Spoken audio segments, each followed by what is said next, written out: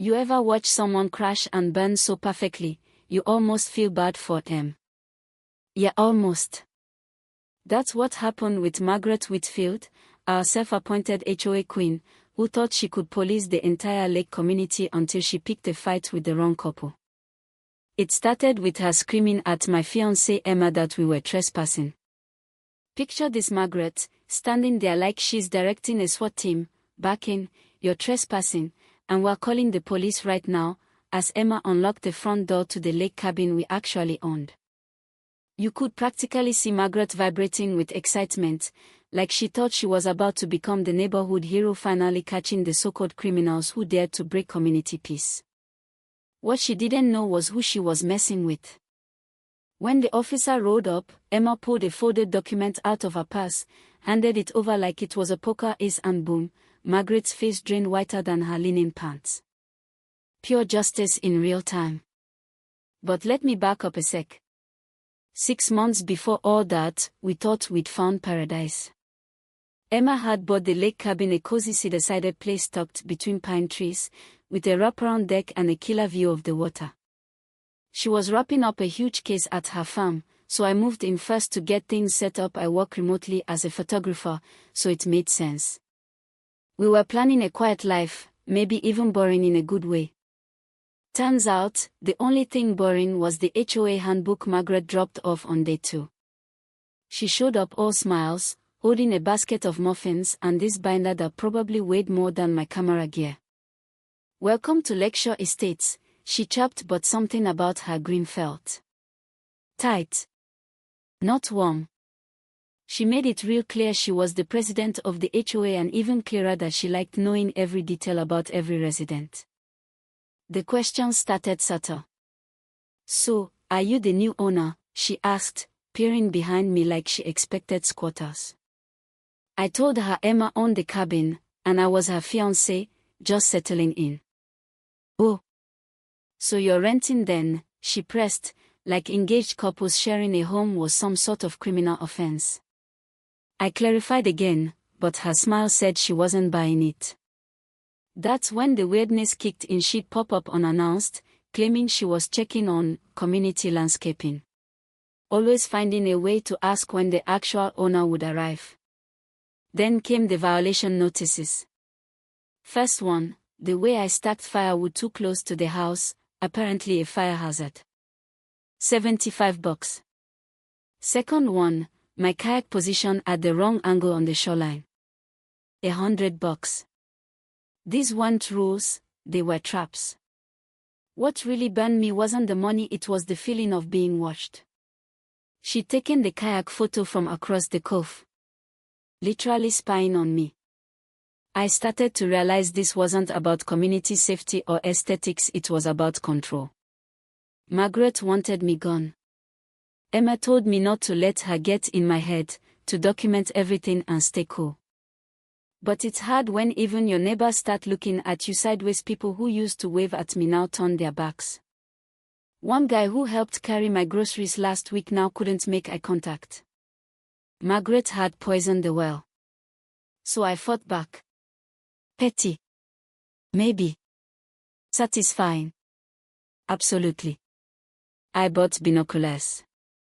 Set up on my deck every morning, pretending I was birdwatching while clearly watching Margaret.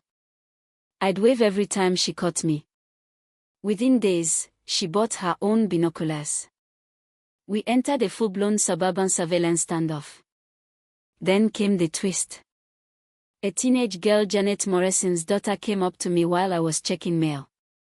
"My mom says not to talk to you," she said, "but Mrs. Whitfield used to post about selling your cabin before you moved in.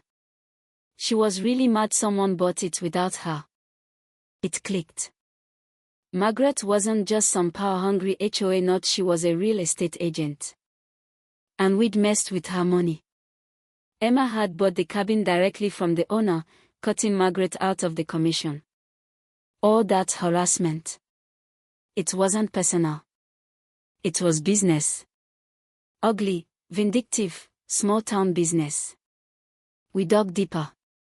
Margaret had built a whole racket using her HOA role to pressure new owners into using her as their agent. Anyone who didn't, she buried them in fines until they cracked. We found at least 5 other residents who'd gotten the same treatment. Emma wasn't surprised. This is exactly the kind of abuse that gets HOA presidents removed, she said. I swear she almost smiled. She's done. Emma arrived on a Friday and Margaret, of course, thought she was some intruder. She called the cops. Within 20 minutes, a cruiser pulled into our driveway. Emma was already on the deck, sipping wine, calm as ever. The officer asked what was going on. Margaret hovered nearby, arms crossed, watching the scene unfold like it was Judge Judy Leave. Emma asked, just to clarify, Margaret called you because she thinks I'm trespassing, yes? Officer nods. She turns to Margaret. You're absolutely certain I have no legal right to be here? Margaret snaps back, 100%. Then Emma handed over the deed. Her name. Her property. Purchased 6 months ago. The silence was glorious. Margaret's face. Devastated. Like she just realized she'd accidentally emailed her boss an insult meant for a coworker. Neighbors gasped. People were whispering. One guy even muttered, I feel like such an idiot. And I didn't blame him. Officer Rodriguez wasn't playing either. Ma'am, you filed a false report. If this happens again, there will be consequences. He gave Margaret the kind of look that says, you wasted my Friday night. Margaret tried to spin it. I didn't know. She never said. But nobody was buying it. And the fallout came fast. Within days, the HOA board voted to remove Margaret as president. All the bogus violations against our property were dropped.